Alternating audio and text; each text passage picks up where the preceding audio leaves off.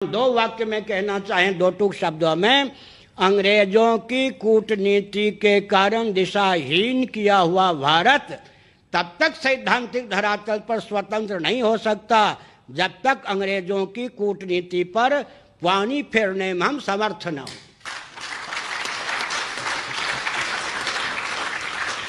दो उदाहरण मैं देता हूं। हाथ कंगन को आरसी क्या,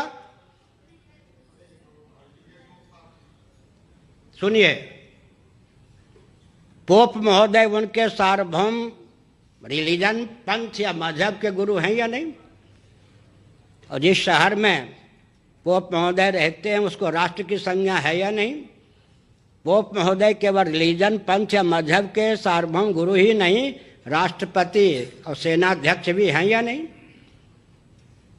जबकि उनके यहाँ आचार्य परंपरा नहीं थी, वैकल्पिक परंपरा को भी स्थिर रखकर उन्होंने पोप महोदय को सम्मान दिया है।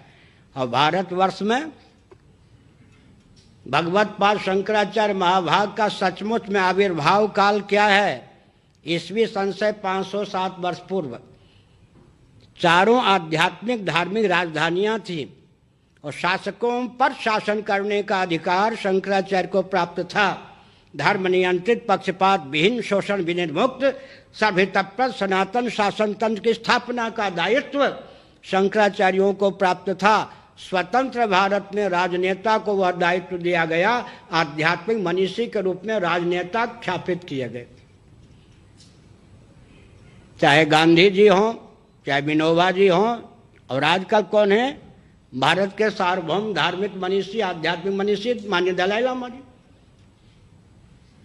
इसका अर्थ क्या है? ईस्वी सन से 507 वर्ष पूर्व भगवान शंकराचार्य का आविर्भाव हुआ। सनातन परंपरा के कोई गुरु भारत को सुलभ न हो, पंथाइयों से, राजनेताओं के यंत्रों से देश पट जाए ताकि इनके पास आध्यात्मिक मार्गदर्शन ही विलुप्त हो जाए। अंग्रेजों की कूटनीति है या नहीं? आप अपने यहाँ पोप जी की गद्दी पाल के और पोप जी को पाल के रखे हो, और हमारे यहाँ शंकराचार्यों की गद्दी को नष्ट करने के लिए, दिशाहीन करने के लिए कितने षड्यंत्र। मुझे तो 25 साल इस पद पर हो गए, वसंत पंचमी को 26वां साल होगा पूरा। एक दिन भी मैं जहाँ पर हूँ उस पद पर टिकना कठिन है। मेरा दोष क्या है? जब तक आप किसी राजनीतिक पार्टी के दूत नहीं बनेंगे, उनके द्वारा जूठे नहीं किए जाएंगे, आपको कुछ भी हम यातना दे सकते हैं और यातना देने के लिए तैयार हैं। इसका मतलब राजनेताओं के खिलौने बनकर के शंकराचार्य काम करें, यह इतना दबाव डाला जाता है। अभी उड़ीसा सरकार ने पागलपन क्या किया, अब वो संभल रही है, ऐसा सुना है मैंने। गिने चुने एकड़ में, 4-5 एकड़ में तो मठ, उसको भी हड़प लिया। जगन्नाथ जी की और संपत्ति है, आपकी कुछ है ही नहीं। धीरे धीरे इन लोगों का प्रयास ये है कि शासन तंत्र जिसको शंकराचार्य नियुक्त करेगा वो शंकराचार्य होगा। समझ गए? इसका अर्थ क्या होता है? व्यासपीठ भी दिशाहीन शासन तंत्र के द्वारा नियंत्रित हो। सत्ता लोलुपता और दूरदर्शिता के कारण दिशाहीनता भारत में राजनीति का पर्याय है। अच्छा, दूसरी ले लीजिए, अंग्रेजों की कूटनीति। अपने यहाँ विक्टोरिया से भी अधिक समय से एलिजाबेथ को पाल के रखा है या नहीं, महारानी के रूप में? अपने यहाँ किसी न किसी अंश में राजतंत्र को पाल के रखा अंग्रेजों ने, और हमारे यहाँ 70 वर्ष पहले ही विदा कर दिया, मिट्टी में मिला दिया।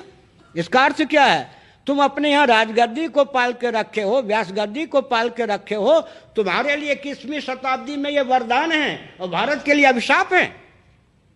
कूटनीति की पराकाष्ठा हो गई या नहीं?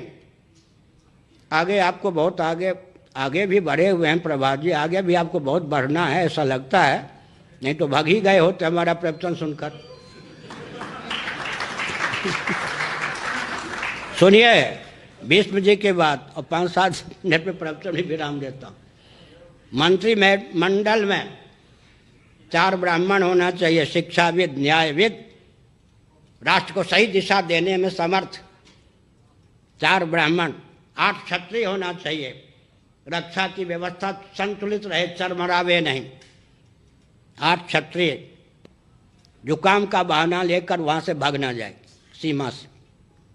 8 क्षत्रिय होना चाहिए, 21 वैश्य होना चाहिए, अर्थव्यवस्था संतुलित रहे।